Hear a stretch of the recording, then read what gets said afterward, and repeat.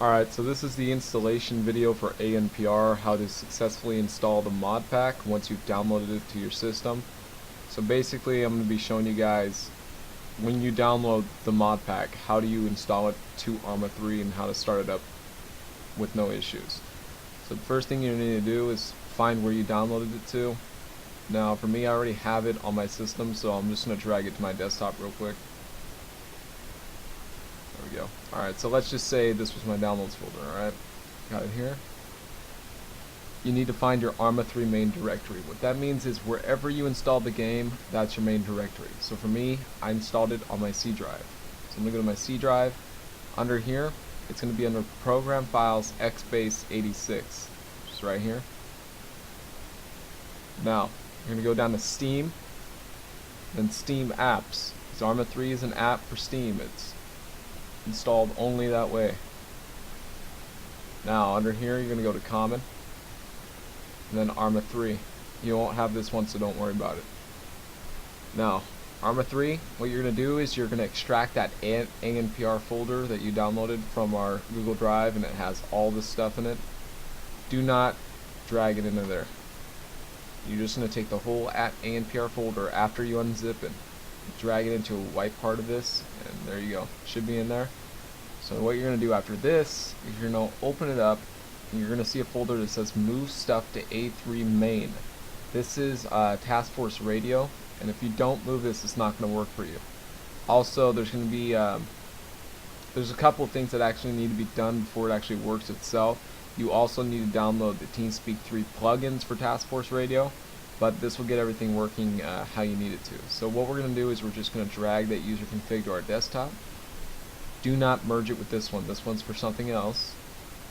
We're going to go back to just our Arma 3 folder. This is the one that's in the Steam Apps Common Arma 3 folder. Alright. Now you won't have one that already says user config. You're just going to drag this into the white spot, and for me I'm going to have to replace it since I already have it. And then it will bring in the Task Force Radio, and that will go in its place and it will run.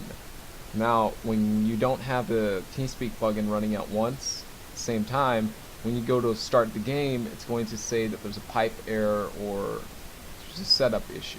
Just ignore it if you don't want to use it, but if you want to set it up, you can ask some of us and we'll help you out a little bit further when it comes to installation.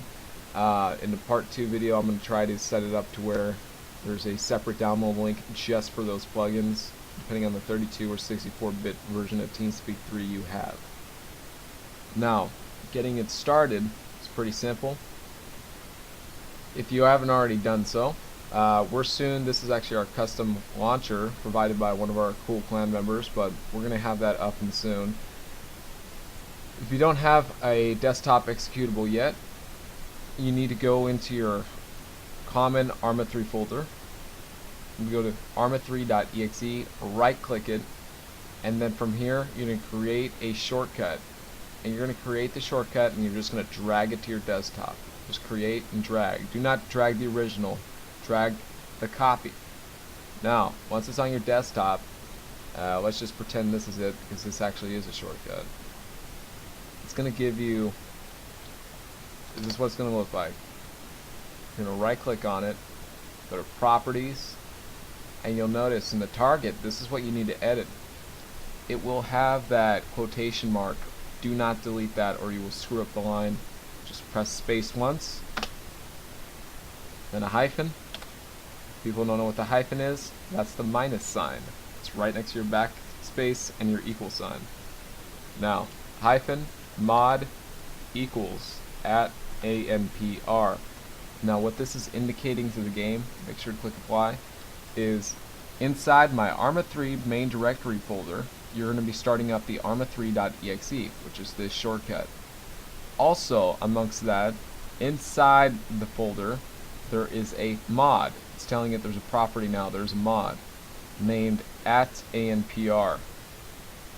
Start that mod pack named at ANPR. So it's telling it, alright, start this folder right here and all of the mods inside, which is going to launch our mod pack. And that's all you need to do. Now, aside from that, if you want to or what we say is we recommend you to have more than one desktop executable when it comes to, alright, well, I play with more than one group. I play with ANPR, I play with my own stuff, all that. Alright, that's cool. But we need to make sure that everyone keeps everything separate. If you're with our group, make sure you create an executable just for us. Just rename it ANPR, so you know this one launches the ANPR mod pack. The next one, alright, so I want to, I don't know, let's say ASI, my other group, alright? So I'm going to create another desktop executable, set exactly the same thing as I did the last one, excuse me, and I'm going to add to the properties at ASI instead of at ANPR, or hell with that. Let's say if I wanted to run both at once. It's not compatible on our server per se, but if you want for your sake to run it both at once, you can right click on the properties and hit a semicolon and then at ASI. Now it's telling it, alright, start up a mod, and these two folders are the ones you're going to be running. The game is now running two folders at once. So whatever was in the at ASI folder is now starting up, as well as the at ANPR. This is a really cool function because not all mods are compatible to be exactly in the same folder. However, if you want to run both at once without any compatibility issues, you can do it that way. It's a little turnabout. They won't always work on server though.